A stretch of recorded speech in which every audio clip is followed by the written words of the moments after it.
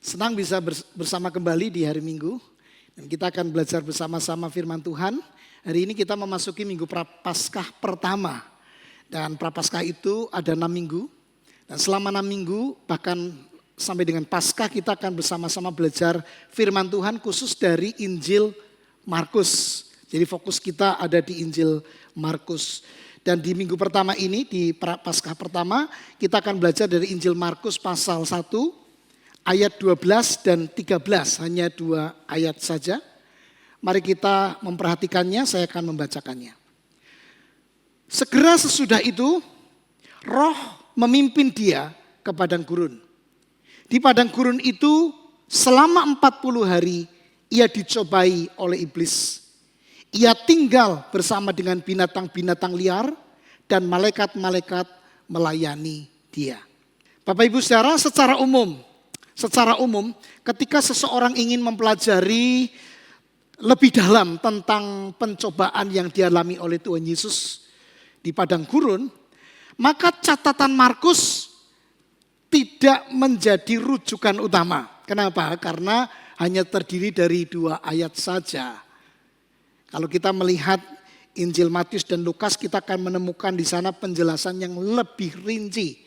Kita melihat di sana bagaimana pencobaan itu dilakukan iblis dan bagaimana Yesus mengatasi pencobaan itu. Tetapi di Markus kita tidak menemukan itu. Sama sekali kita tidak menemukan itu. Sehingga tidak pernah menjadi rujukan untuk pembahasan tentang pencobaan Yesus di padang gurun.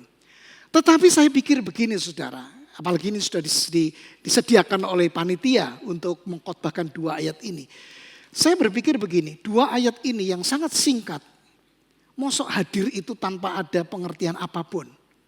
2 ayat ini ada di dalam kitab suci karena dia ingin menyampaikan pesan tertentu walaupun singkat. Setiap kata ada di dalam konteks dan punya maknanya dan kita bisa belajar sesuatu dari firman Tuhan itu untuk kehidupan kita. Nah dari 2 ayat yang singkat ini, saudara nanti kita akan belajar bersama-sama. Kita akan melihat dulu perbandingannya dengan Injil Matius, Injil Lukas, dan dengan Injil Markus ini. Secara kronologis di 3 Injil sinoptik ini kita menemukan 3 hal yang sama. Yang pertama, Roh Kudus membawa Yesus ke padang gurun dan dicobai iblis. Ini kita sudah baca dengan sangat gamblang. Tetapi menarik kalau di Matius ada penggunaan kata keterangan untuk. Jadi bukan dan dicobai iblis atau lalu dicobai iblis, bukan. Tetapi untuk dicobai iblis. Jadi Roh memimpin ke satu tempat yaitu ke padang gurun dan tujuannya untuk dicobai. Itu Matius, tapi kita tidak akan membahas terlalu dalam di sana. Kemudian yang kedua Bapak Ibu Saudara, pencobaan itu berlangsung selama 40 hari. Dan kita tadi menemukan kata selama 40 hari Yesus dicobai oleh iblis. Tetapi kalau kita melihat di Injil Matius dan Lukas, peristiwa pencobaan itu terjadi setelah Yesus berpuasa. Lalu kita bertanya, mana yang betul? Dua-duanya betul. Dua-duanya betul. Jadi kita bisa mensinkronkan, menyelaraskannya itu seperti ini Bapak Ibu Saudara. Betul bahwa pencobaan itu tiap-tiap hari karena memang kerjaannya iblis begitu. Tiap-tiap hari dia akan mencoba bagaimana Yesus dan kita anak-anaknya jatuh. Itu pekerjaan iblis. Tetapi di Injil Matius dan Lukas mencatat 3 pencobaan utama di akhir dari masa puasanya Yesus itu. Jadi ini tidak bertentangan. Setiap hari Yesus menghadapi pencobaan. Dan puncaknya adalah 3 pencobaan yang utama yang disebutkan di Injil Matius dan Injil Lukas. Dan yang ketiga, dan ini yang menarik, ketiga-tiganya sama mencatat ini. Setelah periode pencobaan, Yesus memulai pelayanan di muka umum. Jadi Bapak Ibu Saudara, bagian ini akan sangat berkait dengan makna secara keseluruhan. Pencobaan Yesus adalah sebagai sebuah persiapan untuk pelayanan di muka umum. Mari kita akan melihat sekarang sisi menarik dari Markus yang tidak ada di Injil yang lain. Injil yang lain maksudnya Injil Matius dan Injil Lukas. Di sana dicatat Bapak Ibu Saudara, Yesus berada di antara binatang-binatang liar. Atau di dalam terjemahan bahasa Indonesia, terjemahan yang baru yang kedua, itu dengan gamblang begini, Yesus tinggal bersama binatang-binatang liar. Ini hanya di Markus. Jadi saudara akan melihat kalau ada satu pernyataan tertentu ini ada di dalam kitab suci, masa ini sambil lalu gitu. Masa ini gak ada artinya? Pasti ada artinya yang nanti kita akan lihat.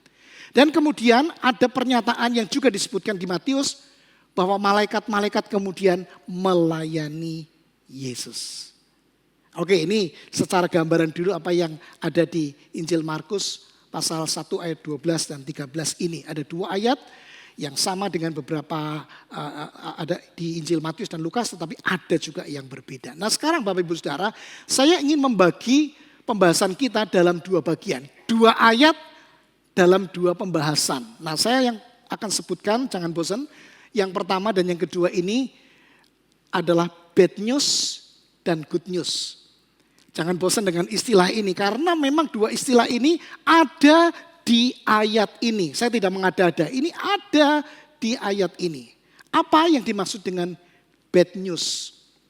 Saudara, seperti Yesus, pimpinan Roh Kudus dan ketaatan kita kepadanya seringkali membawa kita ke tempat ujian dan penderitaan, bukan kenyamanan. Ini saya sebut sebagai bad news karena saya kira tidak pernah ada orang yang mau dan senang berada di dalam keadaan yang sulit. Tetapi ternyata Roh Kudus memimpin dan ketaatan kita terhadap pimpinan Roh Kudus juga seringkali membawa kita ke dalam satu situasi yang tidak mudah. Mari kita lihat ayatnya Bapak Ibu Saudara. Di sana dikatakan demikian, segera sesudah itu Roh, di sini adalah Roh Kudus, memimpin Yesus ke padang gurun. Saudara, kata memimpin dalam bahasa aslinya itu ternyata adalah kata yang sama yang sering dipakai oleh Yesus mengusir roh jahat. Jadi pengertiannya itu begitu kuat, mendorong, mengusir, kayak memaksa seseorang untuk sesuatu yang harus dia kerjakan. Jadi kata ini menjadi lebih kuat, lebih berat nadanya seperti kesannya memaksa ya. Dibanding dengan ayat yang ada di Matius dan Lukas, lebih lembut di sana. Kalau bahasa Indonesia di sana akan kita menemukan kata membawa. Tapi di sini kata memimpin itu kesannya lebih mengarahkan. Drove him out gitu ya. Jadi kayak mengarahkan. Tetapi jangan salah paham di sini. Ini bukan berarti bahwa Yesus kemudian tidak punya kehendak. Dia terpaksa melakukan itu, sama sekali tidak. Di dalam kata ini juga atau di dalam konteks ini kita juga menemukan adanya kesan yang kuat bahwa Yesus taat dengan rela dan sukacita. Jadi dia menjalani pimpinan Tuhan itu, pimpinan Roh Kudus itu dengan sukacita. Masuk kemana? Masuk ke padang gurun. Orang sering salah paham dalam hal ini ya. Banyak orang Kristen memahami, oh kalau dipimpin Tuhan itu berarti akan berada di dalam satu situasi yang luar biasa baiknya. Ada pernyataan ilahi yang luar biasa, ada manifestasi supranatural, ada sensasi yang membahagiakan tentang kasih, tentang penerimaan Tuhan. Kita mengalami sesuatu yang wow, surprise indah sekali. Dan saya percaya memang ada saat-saatnya Tuhan itu membawa kita dalam situasi yang seperti itu. Kita punya pengalaman-pengalaman yang mengaminkan hal ini. Betul, kadang Tuhan itu memimpin kita untuk berada dalam satu kondisi yang wow, ini kalau bukan Tuhan yang bekerja luar biasa. Tapi dalam konteks ini kita melihat dan ini bisa terjadi pada kita. Ketika Roh Kudus memimpin Yesus, dia bukan memimpin ke satu tempat yang nyaman. Dia memimpin ke padang gurun. Padang gurun itu adalah satu tempat yang tidak nyaman sama sekali. Berbeda dengan saat Yesus dibaptis. Di sana Yesus mendengar suara dari Bapa, suara dari sorga. Tapi di padang gurun Yesus mendengar suara iblis. Jadi ini satu keadaan yang sangat kontras dan sangat-sangat tidak nyaman untuk dialami, dan kita semua tidak mau berada di sana tentu saja. Nah, maka muncul pertanyaan dari saya Bapak Ibu Saudara, apakah kalau demikian Allah itu yang memimpin Yesus itu begitu sadis dan bengis. Karena Allah justru membawa Yesus menuju ke tempat yang tidak baik. Untuk digoda, untuk dicobai iblis. Apakah begitu? Nah, saya ingin kita mengingat kembali Bapak Ibu. Dua istilah yang sering kita dengar. Yaitu pencobaan dan ujian. Saudara, sebetulnya peristiwanya bisa sama. Sesuatu yang terjadi, yang menimpa kita, yang kita kategorikan tidak baik, yang membuat kita susah, membuat kita bergumul, ya peristiwanya sama. Tapi Bapak Ibu Saudara, oleh iblis, peristiwa itu dimaksudkan untuk menjatuhkan kita. Makanya disebut sebagai temptation, pencobaan. Tetapi oleh Allah, dan sering juga pada saat yang sama oleh Allah itu, peristiwa itu dimaksudkan untuk kebaikan kita. Maka tidak disebut sebagai temptation, tapi test atau trials. Ujian. Dan Allah tidak pernah memaksudkan Yesus dengan membawa ke padang gurun untuk membuat dia gagal di dalam pencobaan itu. Walaupun tujuan iblis jelas supaya Yesus gagal. Yesus mengalami pencobaan itu justru kemudian akan membuktikan siapa dirinya. Bahwa dia tidak berdosa dan dia sanggup mengalahkan godaan iblis. Maka Bapak Ibu Saudara, saya ingin kita memahami hal ini. Ujian yang terjadi dalam kehidupan kita, jangan kita anggap itu sebagai tanda Allah meninggalkan kita. Ah, Tuhan saya enggak sayang saya.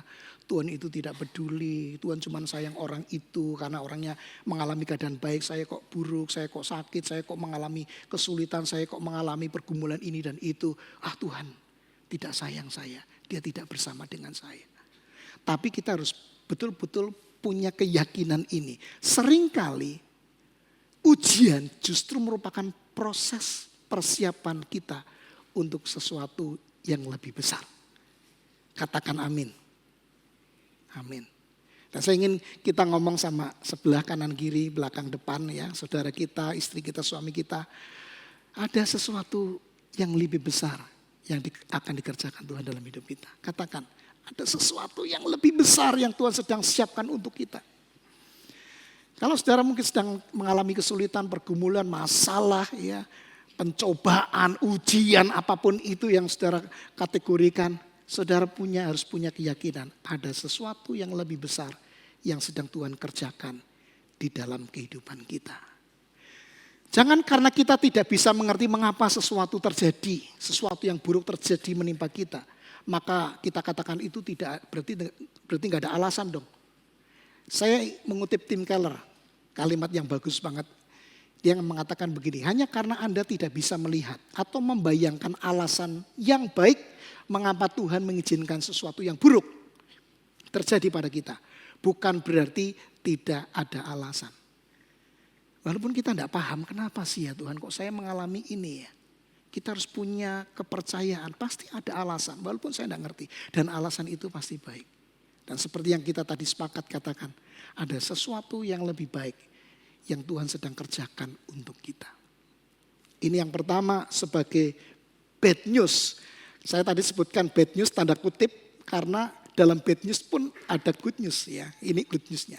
Sekarang good news yang lebih lengkap lagi adalah ini Bapak Ibu Saudara. Saya bacakan. Karena Yesus telah menang atas pencobaan. Maka kita memiliki model dan modal untuk mengalahkan pergumulan hidup kita. Mari kita perhatikan. Saya sengaja menggunakan kata karena Yesus ya. Kalau di pertama tadi di bad news itu seperti Yesus. Roh Kudus memimpin kita seringkali masuk ke dalam pergumulan. Tapi di good news ini saya tidak mengatakan seperti Yesus. Tetapi karena Yesus. Kalau seperti Yesus itu Yesus hanya menjadi sebuah model, teladan. Tapi karena Yesus, karena di dalam nama Yesus ada modal atau kekuatan untuk kita mengalahkan pergumulan-pergumulan dalam hidup kita. Kita lihat ayat ini yang saya sebutkan tadi tidak ada di tempat lain. Saya bacakan. Yesus tinggal bersama dengan binatang-binatang liar dan malaikat-malaikat melayani dia. Bapak Ibu Saudara, di Markus kita tidak menemukan detail pencobaan iblis seperti yang tadi saya sebutkan. Bagaimana Yesus juga menghadapi pencobaan itu. Karena Markus hanya ingin kita tahu hasil akhirnya. Apa hasil akhirnya? Yesus berhasil. Dia seperti tidak mau tahu apa yang terjadi di tengah-tengah. Bukan tidak penting, bukan tidak perlu kita perhatikan. Matius merasa ini perlu dilewatkan karena saya ingin menekankan soal bagaimana Yesus pada akhirnya berhasil. Dan ini menjadi model. Tapi sekaligus modal bagi kita di dalam menghadapi berbagai persoalan yang bentuknya bisa berbeda-beda. Matius tidak sebutkan macamnya bentuk, tapi itu akan sangat banyak menggoda kita, menempa kita. Tetapi kalau Yesus berhasil, kita pun bisa berhasil. Nah, Bapak Ibu Saudara, mari kita perhatikan 3 ayat ini yang menarik perhatian saya. Di situ ada penyebutan binatang liar, ada iblis, dan ada godaan. Biasanya kita akan ingat apa dan siapa? Ya, peristiwa di mana? Ada iblis dan godaan dan ada binatang. Di Taman Eden, Adam itu. Jadi sebetulnya Bapak Ibu Saudara, sebetulnya bagian ini Markus seperti sedang mengcompare, membandingkan, mempertentangkan, dan sekaligus kita akan melihat sisi yang luar biasa pada Yesus. Karena Adam di Taman Eden itu gagal. Adam berada di dalam situasi yang sangat baik, lengkap. Dia tidak dalam keadaan lapar karena tidak sedang berpuasa. Dia berada dalam situasi yang sangat baik. Ada sungai yang mengalir, semua kebutuhan ada. Istri juga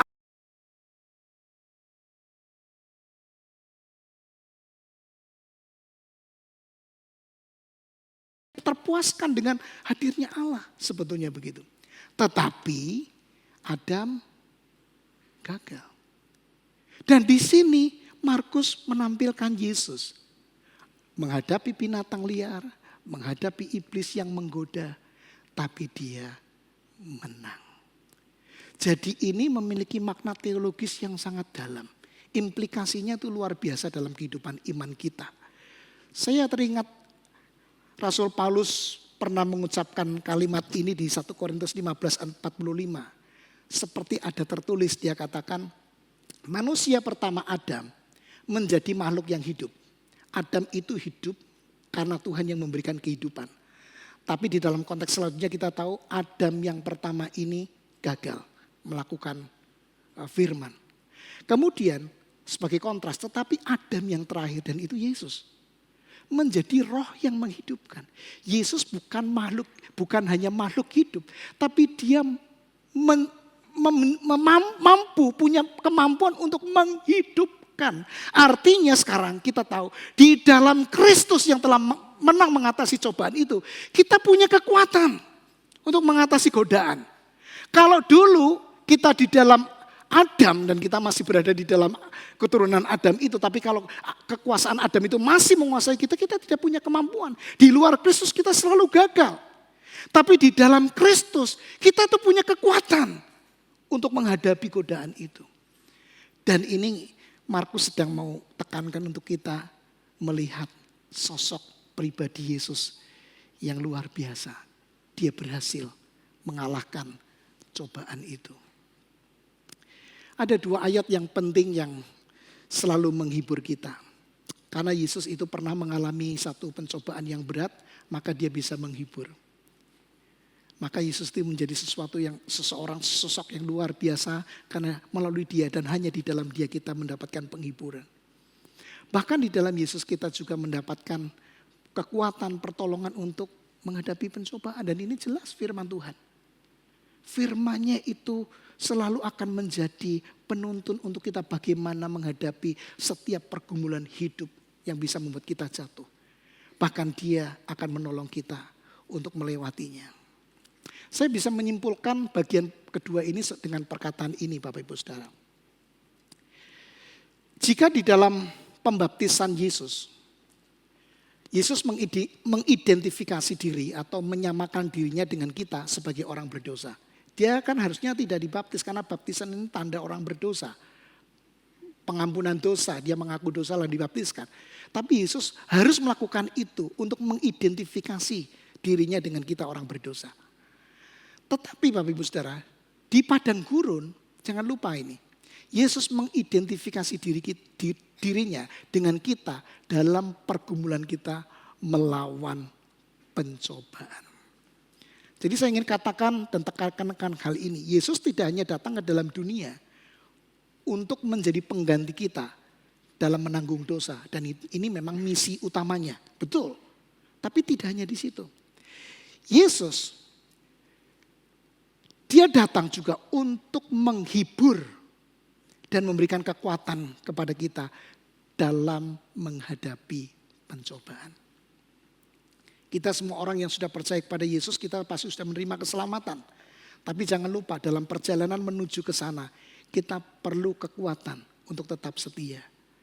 Ada satu pernyataan yang umum dikenal, already but not yet. Already itu untuk menyatakan bahwa keselamatan itu sudah kita terima. Cuma-cuma dari Yesus. Tapi karena kita masih dalam perjalanan menuju ke akhir hidup kita masing-masing, kita masih bergumul. Kita akan menghadapi pencobaan, kita akan menghadapi ujian. Maka disinilah Yesus memberikan kepada kita satu kekuatan untuk menghadapi cobaan itu. Yesus sudah menanggung dosa kita. Dan itu misi utamanya. Tetapi dalam perjalanan kita menuju ke sana, Yesus juga tetap memiliki peran untuk memberikan penghiburan, untuk memberikan kekuatan sehingga kita tetap setia sampai di akhir hidup kita. Terpujilah nama Tuhan. Kita punya Tuhan yang seperti itu. Saya ingat dosen saya yang baru saja berpulang ke rumah Bapa di surga, namanya Pendeta Rahmiati Tanu Jaya, meninggal hari Jumat sore. Nanti malam akan tutup peti, Senin dimakamkan dan siang nanti Cang Juwanto akan berangkat juga ke Jakarta untuk melayat karena ini satu kamar dengan Cang Juwanto. Ya luar biasa, ini hidupnya luar biasa. Dan saya dan teman-teman selalu ingat satu kalimat pendek yang dia selalu omongkan di setiap pengajarannya. Dia ngomongkan ini Bapak Ibu Saudara, kita itu harus kenal Tuhan. Karena dengan kenal Tuhan kita akan kenal diri. Dengan kenal diri kita, kita akan menjadi tahu diri. Itu selalu didengung-dengungkan. Sebetulnya ini adalah apa yang kita bisa temukan dalam ajarannya Calvin ya. Dengan kita mengenal Tuhan, kita mengenal diri. Dia kudus, saya semakin tahu saya orang berdosa yang gak layak. Nah karena saya sudah diampuni oleh Tuhan, kenal diri, maka saya jadi tahu diri, tahu terima kasih, tidak sombong, ya, tidak macam-macam, menjalani hidup yang baik. Nah, Ibu Rahmiati ini menciptakan lagu yang sangat terkenal, judulnya Semua Karena Anugerahnya. Kita sudah nyanyikan semua karena anugerahnya. Tapi ada satu lagu yang saya cantumkan di sini, tidak dikenal umum, tapi di kalangan mahasiswa ini dinyanyikan. Saya tidak berani nyanyi lagu ini karena takut nangis ya. Kalimatnya saya bacakan saja. Saat ku tak melihat yang lumpuh berjalan. Saat ku tak mendengar yang buta dicelikan. Saat ku tak mencium harum bunga mawar. Ku takkan bertanya Tuhan di mana. Referennya. Tuhan selalu hadir dalam hidupku. Di tengah angin sepoi, di tengah topan ganas. Tuhan hadir. Apapun yang kulihat, apapun yang kudengar, apapun yang kucium. Ku takkan bertanya Tuhan di mana. Kalau orang bisa punya pemahaman seperti ini, kalau bukan karena dia kenal Tuhan, kenal diri, tahu diri, nggak mungkin. Dan dia bertahan luar biasa dalam sakit kansernya. Dia sakit sangat berat, dia tetap berusaha melayani Tuhan sampai di akhir hidupnya. Dan dia sudah memuliakan Tuhan dengan kesetiaannya. Saya berefleksi sejenak untuk saya bagikan kepada Bapak Ibu Saudara dan semoga Bapak Ibu Saudara juga bisa berefleksi masing-masing melihat diri kita sendiri. Saya berpikir seorang hamba Tuhan, jikalau ingin efektif dalam pelayanannya di hadapan publik seperti beliau ini, maka ia harus terlebih dahulu mengalami kemenangan atas pencobaan secara pribadi di ruang privat. Saya berkhotbah di sini di hadapan Bapak Ibu Saudara teman-teman yang melayani di mimbar di sini, melayani di hadapan banyak orang. Kita semua yang terlibat dalam pelayanan, kita melayani orang di hadapan dan dilihat oleh orang. Tapi untuk menjadi seorang hamba yang efektif dan memuliakan Tuhan, itu justru dimulai dengan kemenangan kita di ruang privat. Orang tidak tahu bagaimana dengan kita menghadapi godaan. Tapi ketika kita mampu dan mengalahkan godaan itu, Tuhan akan pakai kita secara luar biasa. Saudara ingat Yesus, kenapa saya sebutkan tadi? Kenapa Yesus perlu menghadapi pencobaan ini? Karena setelah itu dia akan melayani di hadapan publik. Dia akan khotbah, dia akan melayani ketemu banyak orang. Dia akan bicara firman, dia akan melakukan begitu banyak pelayanan yang luar biasa. Bagaimana dia bisa melakukan semuanya itu dan dia menghadapi begitu banyak tantangan, godaan dari setan yang akan terus dilakukannya sampai di kayu salib. Kalau dia di dalam ruang privat, orang tidak lihat. Dia di padang gurun, dia bisa melawan itu semua dengan baik. Luar biasa. Nah maka menjadi pertanyaan bagi kita, apakah saudara dan saya di dalam ruang privat kita selalu memenangi peperangan ini. Godaan kita yang paling besar adalah gadget. Orang tidak tahu, suami istri tidak tahu, anak-anak tidak tahu. Kita buka situs-situs porno, kita lihat-lihat hal-hal yang tidak benar. Dan kita menikmati. Kalau itu yang terjadi, bagaimana kita mampu untuk melawan yang lain? Dan kenapa begitu banyak perselingkuhan terjadi? Karena di ruang privat dia tidak punya ketangguhan untuk melawan dan mengatasi godaan yang terbesar di dalam kehidupan kita. Ini menjadi masalah buat kita. Dan karena itu kita harus mengaku Bapak Ibu Saudara. Saya juga bukan orang yang sempurna. Saya bisa jatuh dalam dosa.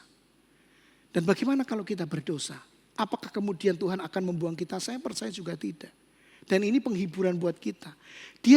Yesus itu menghibur kita dalam pergumulan. Dia juga menjadi kekuatan kita. Tapi tatkala kita gagal, dia pun tetap berusaha untuk merangkul kita kembali, mendapatkan kita kembali.